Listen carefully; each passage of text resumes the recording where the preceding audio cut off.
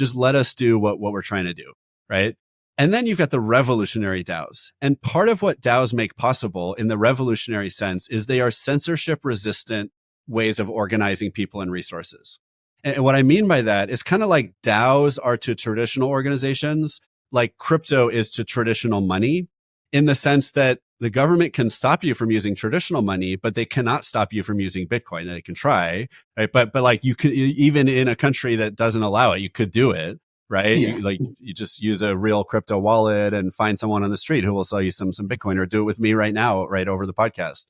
And so DAOs are similar. It's a way for people to organize in a way that the government physically cannot stop you, because you're doing it on a crypto wallet. You're airdropped a token, or you buy a token that represents a governance right in a DAO, or you get, even don't call it a token if you don't want to, right? I mean, a lot of DAOs use reputation to represent voting rights or ownership of the DAO.